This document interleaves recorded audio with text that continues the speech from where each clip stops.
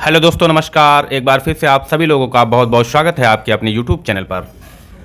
आज हम लोग फिर से एक बार गणित के महत्वपूर्ण प्रश्नों का अभ्यास करने चल रहे हैं और उम्मीद करता हूं कि आप सभी लोगों को ये सेशंस बहुत अच्छे लग रहे होंगे और आप लोगों को बहुत कुछ फ़ायदा हो रहा होगा। तो चलिए शुरुआत करते हैं हम लोग इस सेशन की। बहुत ही महत्वपूर्ण प्रैक्टिस सेशन है, तो ध्यानपूर्वक आप लोग इसका अध्ययन करेंगे, देखेंगे आप लोग। प्रश्न नंबर 1, साधारण ब्याज की किस दर से 925 रुपये का 5 वर्ष में मिश्र धन 1110 रुपये हो जाएगा? क्या 6%, 4%, 5% या फिर 3%? तो इसको जब हम लोग सॉल्व करेंगे तो किस तरीके से करेंगे? लिखेंगे साधारण ब्याज, साधारण ब्याज बराबर क्या होगा? तो इस फॉर्मूले को लगाएंगे तो हो जाएगा मूलधन, मूलधन गुणे दर गुणे समय, और जो बटे में आएगा वो आ जाएगा 100। क्लियर है? तो यहां से जब इसको सॉल्व करेंगे तो साधारण ब्याज कैसे निकलेगा? जो मिश्र धन दिया है, क्लियर है, 1110, तो यहाँ 1110 माइनस, और मिश्र धन से जो हमारा मूल ब्याज है, मूलधन है, उसको अगर हम घटा दें तो साधारण ब्याज निकल आएगा। मूलधन कितना है यहाँ करना है, तो मूलधन 925, ये आप जानते हैं। दर पता नहीं है तो दर हमें निकालना है, यानी कि रेट हमें निकालनी है। समय कितना है, तो 5 वर्ष, और जो अपॉन में बटे में 100। यहाँ तक क्लियर हुआ? अब जब हम लोग 1110 से 925 को घटाएंगे तो आ जाएगा 185। क्लियर है? कितना होगा? 185 बराबर 925 गुणे 5 कर लो, गुणे आर, और बटे में हो जाएगा 100।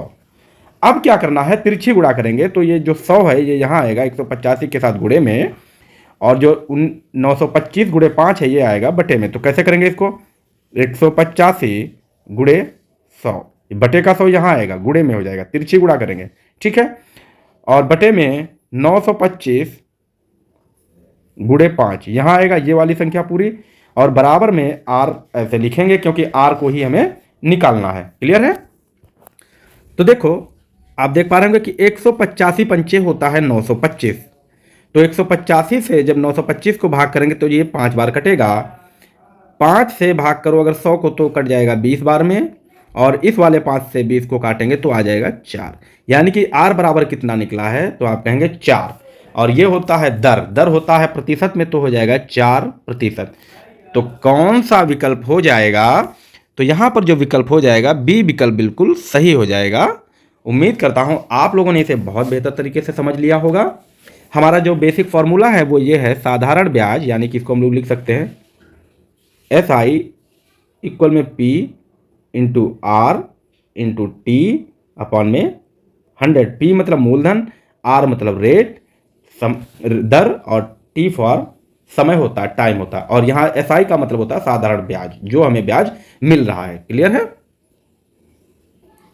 प्रश्न नंबर 2, 15 सेंटीमीटर भुजा वाले किसी घन में से 3 सेंटीमीटर वाले कुल कितने घन काटे जा सकते हैं?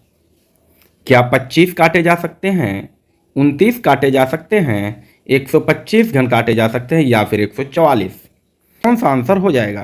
तो हम लोग देखते हैं कि कितने सेंटीमीटर का भुजा वाला घन है, तो 15 सेंटीमीटर का, और इसी में से हमें कितने काटने हैं, तो 3 सेंटीमीटर के काटने हैं, ठीक है। तो यानी कि 15 को जब हम 3 से भाग करेंगे, बात समझ पा रहे हैं, तो कितना हो जाएगा? 5। अब जो घन होता है इसका मानक क्या होता है, तो आप कहेंगे क्यूब होता है, यानी कि 5 का क्यूब कर दें तो हमें निकल आएंगे कि कितने क्यूब कटेंगे। तो 5 25 पंचे 125, तो कितने घन कटेंगे छोटे छोटे, तो 125 घन कट जाएंगे। ऑप्शन नंबर सी बिल्कुल सही है। आपको कुछ भी नहीं करना है, यहाँ पर जो मान दिया है, जितनी सेंटीमीटर भुजा दी है, बड़ी भुजा बटे छोटी भुजा, और इसका आप कर देंगे घन। क्लियर है? आपका आंसर निकल आएगा। ओके, चलते हैं अगले प्रश्न पर।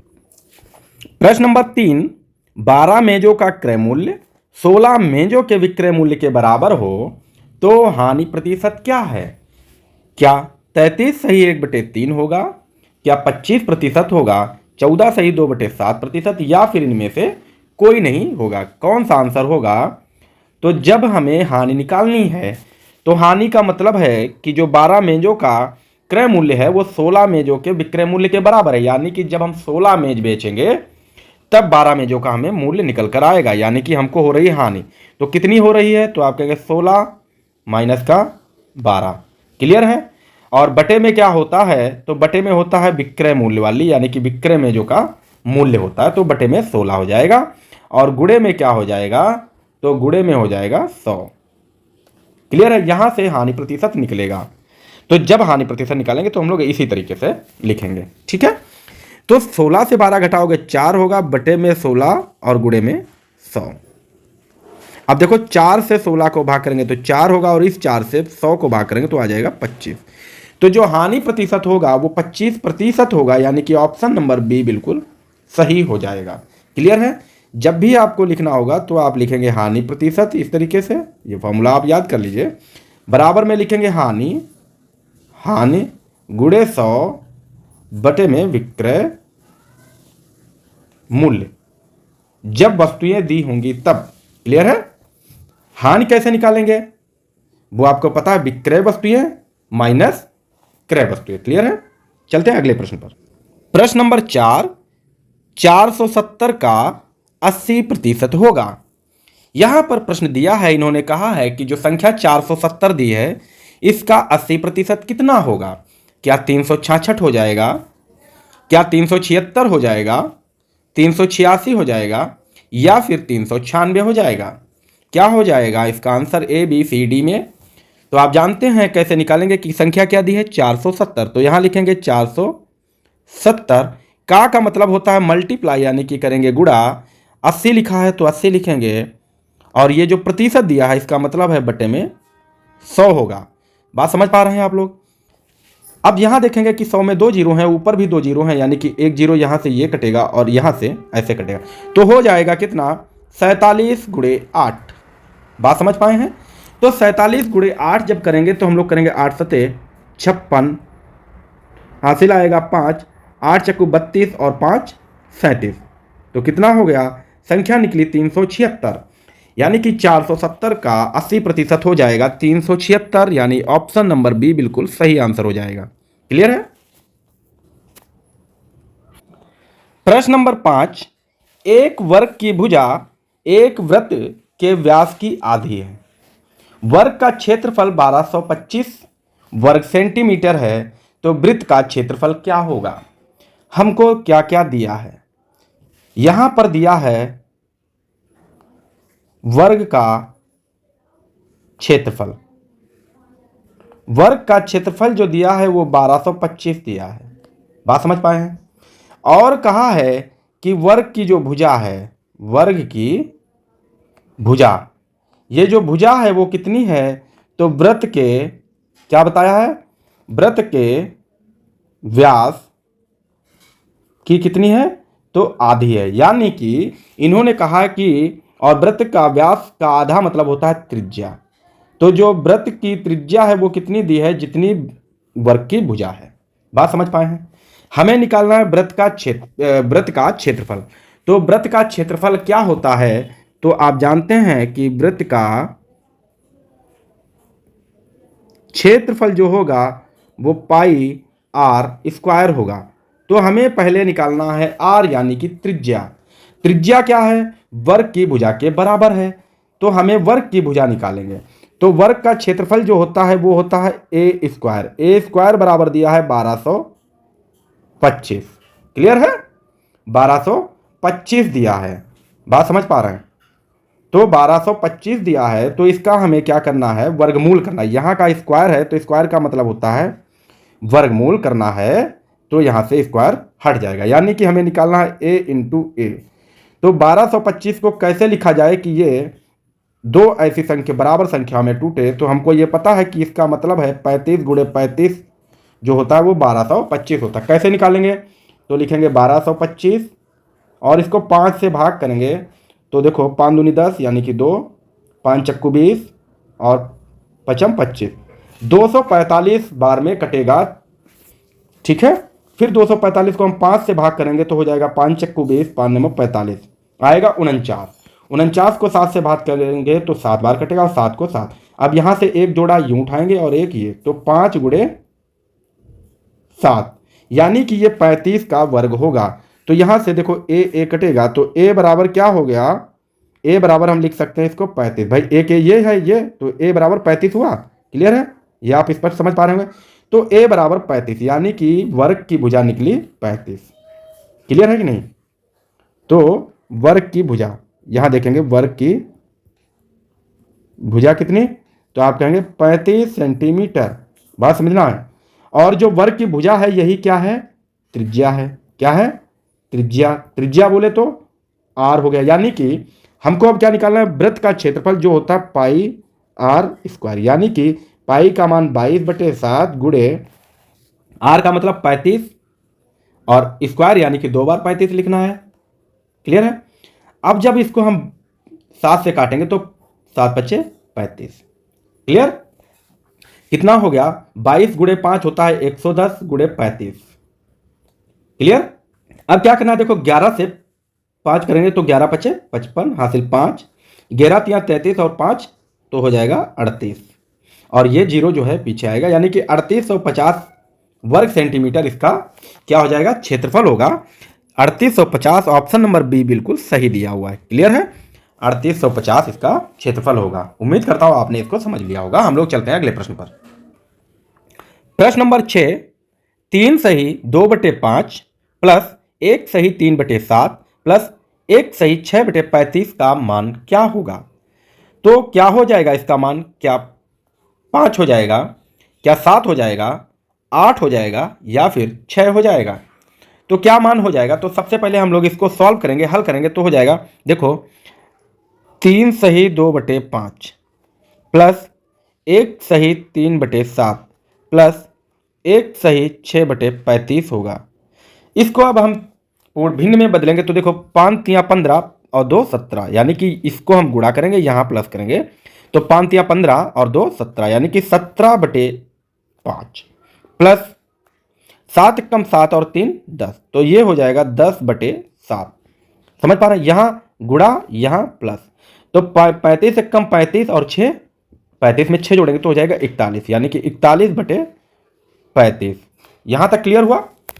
अब हमारे पास नीचे संख्या कितनी, 5 7 और 35, इनका जब लासा लेंगे तो आएगा 35। कितना आएगा, 35 आएगा। और कैसे होगा, 5 7 35। जब हम 5 से भाग करेंगे तो ये एक बार में कट जाएगा, 7 नहीं कटेगा। और 35 जो है ये कितनी बार कटेगा, तो 7 बार। अब 7 से भाग करेंगे तो ये 1 होगा, 7 × 7 7 × 7 यानी कि 7 × 5 35 हो गया। अब इस वाले 5 से 35 को भाग करेंगे तो कितना होगा, तो 7 बार जाएगा। ऊपर संख्या 17 लिखी है, 17 × 7। क्लियर। प्लस 7 से जब 35 को भाग करेंगे तो कितनी बार, तो आप कहेंगे 5 बार। और 5 ऊपर होगा, 5 × 10 प्लस 35 से जब 35 को भाग करेंगे तो 1 हो जाएगा, यानी कि 1 × 41 होगा। बात समझ पाए हैं। ओके, इसको जब हम लोग हल करेंगे तो क्या हो जाएगा, तो जब हम लोग 17 × 7 करेंगे तो 17 7 होता है 119, यहाँ लिखेंगे 119 प्लस 5 × 10 हो जाएगा 50 प्लस 41 × 1 होगा 41 और बटे में हो जाएगा 35। ठीक है। अब ऊपर की संख्याएं सभी जोड़ देंगे तो अगर हम 119 में 41 जोड़ेंगे तो कितना होगा, तो आप कहेंगे 160 हो जाएगा। क्लियर है भाई, 19 है और 41 का 20 और 40 160 और 50 210, तो कितना हो गया, तो हो जाएगा 210 बटे हो जाएगा 35। ठीक है, 210/35 हो जाएगा। क्लियर है। अब जब हम 35 से 210 को भाग करेंगे तो ये कटेगा 6 बार में। तो आंसर कितना आ गया, इसका मान आया 6, यानी कि ऑप्शन नंबर डी बिल्कुल सही आंसर हो जाएगा। क्लियर है। प्रश्न नंबर 7, एक व्यक्ति के वेतन में 10% की कमी की गई, उसके कम किए गए वेतन में कितने प्रतिशत की वृद्धि की जाए ताकि यह उसके प्रारंभिक वेतन के बराबर हो जाए। यहां पर इन्होंने कहा है कि किसी का जो वेतन है वो 100% था और इसमें से इन्होंने क्या किया, 10% कम कर दिया, तो कितना रह गया, तो 90% रह गया। ठीक है। अब इसमें कितनी वृद्धि कर दी जाए कि यह फिर पहले के बराबर हो जाए।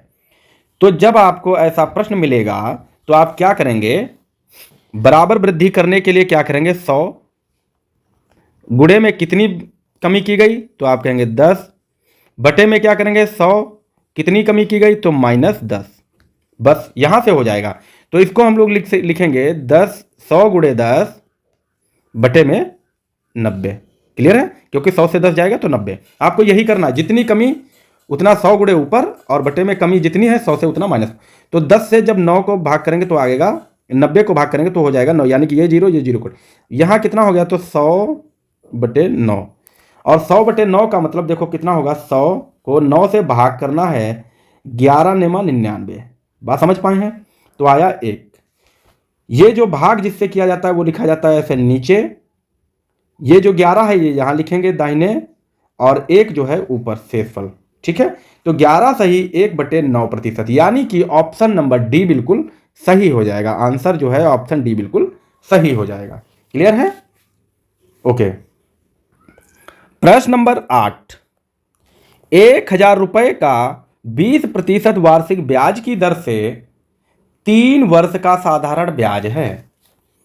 क्या 60 रुपए होगा, क्या 120 हो जाएगा, 600 हो जाएगा, या फिर 1600 रुपए हो जाएगा? कितना हो जाएगा?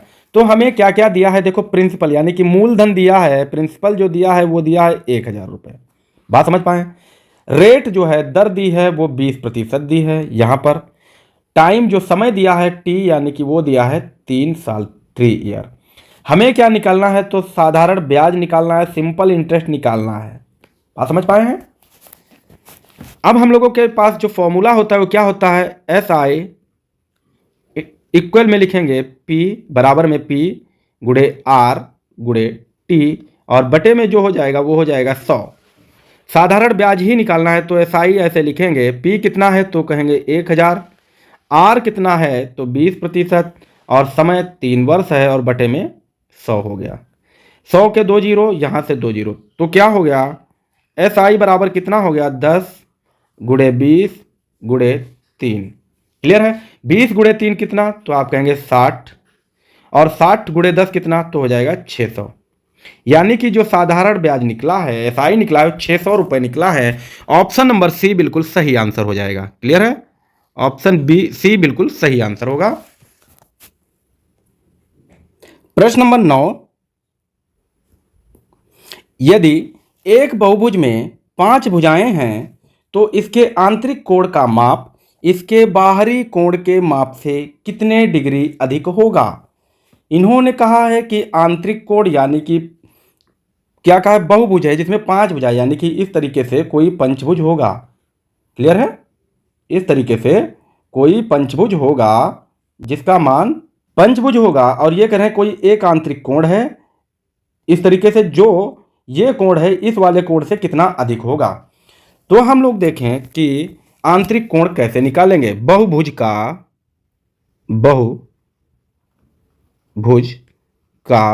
आंतरिक